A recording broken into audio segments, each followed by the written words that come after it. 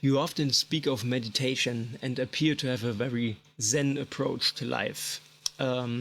Anything you can share on the subject? Well, don't know about the Zen approach, but meditation definitely is a part of my daily life. Has been for a couple of years now. How do I use it in my daily life? It's definitely my pre-show ritual. So before I get on stage, I'll be meditating for a couple of minutes, and I try to visualize what's going to happen in a couple of minutes, the show I want to play, how I see myself on stage, that kind of thing. And I usually just try to calm myself, to be, acceptant of anything that can and will happen, and try to play from a space of joy and acceptance. That sounds very hippie-ish, I know, but it's true. The thing about meditation is that it's a great tool to work on your own self-image, your feeling of self-worth, and your just your general well-being. For being a musician, I find that a lot of us have trouble and issues with their self-image, and because we are constantly subject to critique, or will be criticizing our own work and reevaluating it every day and trying to get better every day. And there's a lot of negativity in the music world, as you probably know. And for a lot of people, that can be quite a mountain to climb. And it certainly was for me. Many years ago, I was suffering from a very negative self-image, and I was very self-destructive, and I was generally unhappy with my place in life and my playing, most of all. And as a consequence of this, I ended up having very bad stage fright. And meditation was definitely one of the main tools which helped me overcome that, because I was able to implement a more positive and constructive way of thinking about myself and about my playing and my work. And yeah, that just kind of evolved over the years into a more of a constant practice, and I try to do it daily. Doesn't work always, but just a couple of minutes really help to help me stay focused, and help me just be remain calm and acceptant of everything that may happen, even though there will be things in my life that I'd rather have differently. That's always the case, right? So that's probably what you're referring to as a Zen approach. And how did I get introduced to this sort of thing? Is there a certain type of teaching that I follow? Well, there's not a certain type of teaching that I follow, for sure. I just try to be open, and I'm very fortunate to have a lot of different people in my life who are into the same sort of ideas and into philosophy and spirituality.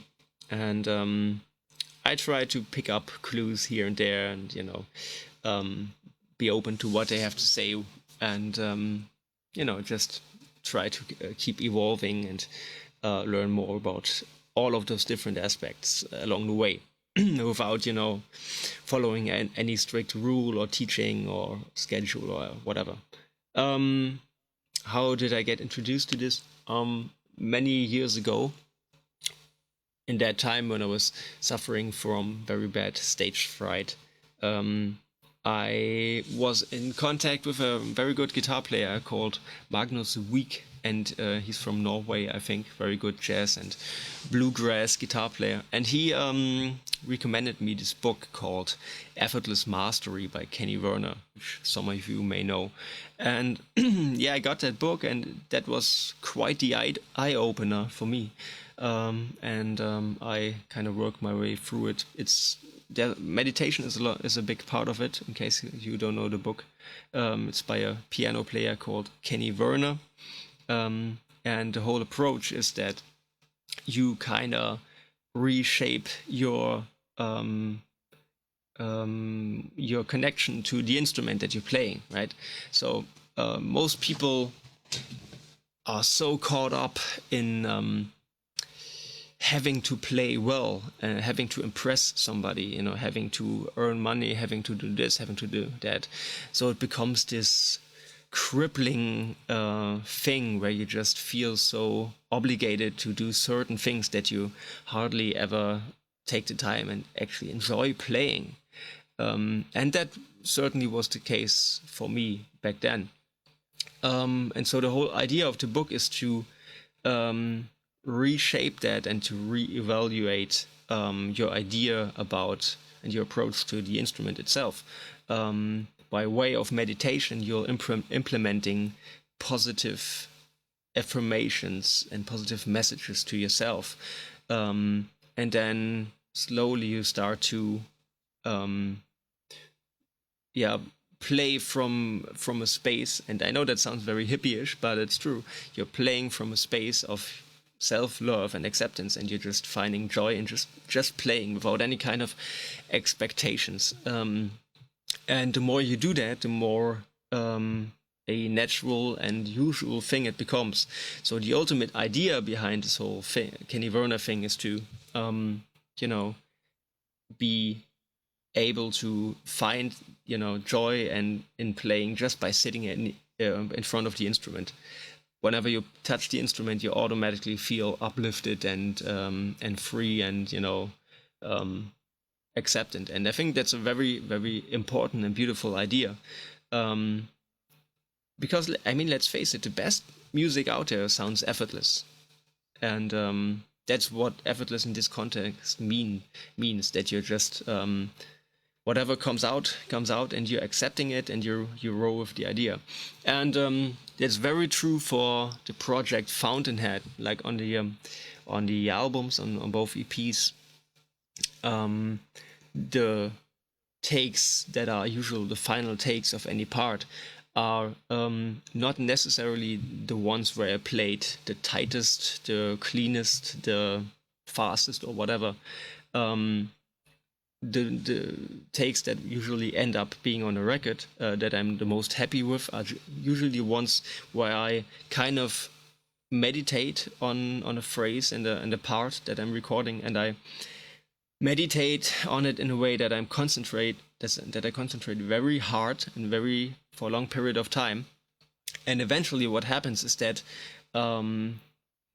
I kind of move to the side and something else takes over, for lack of better words, and I kind of watch myself play, and then it becomes effortless because I don't do anything. I just watch myself play and enjoy listening to whatever comes out, and that's a immense feeling and an immense experience when that happens. It doesn't always happen, but you can be sure that what you're hearing on the record on a Fountainhead EP usually comes from that place.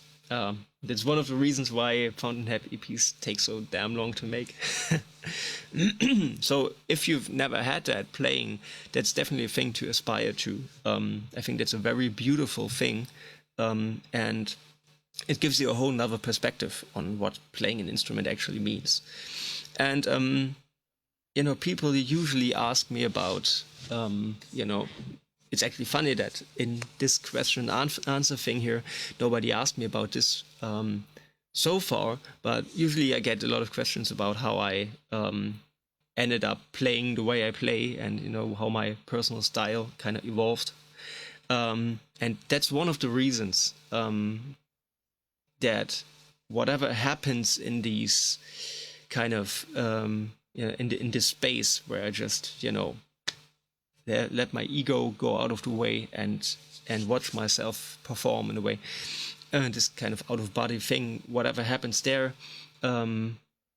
is a lot closer to the real me, to the way I want to play whenever I touch the instrument. So I kind of analyze that. Okay, what did I do here? And okay, so let's just take that and make that more of the major concept, and just get deeper into that. And this helped me quite a lot over the years to just shape my own style and to be who I want to be on the instrument, and which also means freeing myself of people's expectations on of competition or any of that sort of stuff, because that's really poison for your personal development. I mean, yeah, sure, we all need to make money. We all live in this world together, and we can't be totally ignorant of what's happening around us. But when it's about art, I think the most important thing is getting as close to the real you and what you have to say, what the unique things you have to express as possible. And to finally get to the point, I think meditation and this kind of whole spiritual side to it is definitely a great vehicle to go down that path, because it very much deals with what's already inside you. It's not something external most of the time. You have the tools for it, and everyone can do it, and it doesn't take equipment, it doesn't take money, it doesn't take that much time. If you think about it, just a beautiful thing. So I can just recommend getting started into that for whatever reasons you may have. Okay, that's it for now. I hope you got your questions answered satisfyingly, and if not, just drop me a mail, and maybe I'll do this one more time in the future. Who knows? For now, have a good one, take care, please don't forget to like and subscribe, and I'll see you next time. Bye.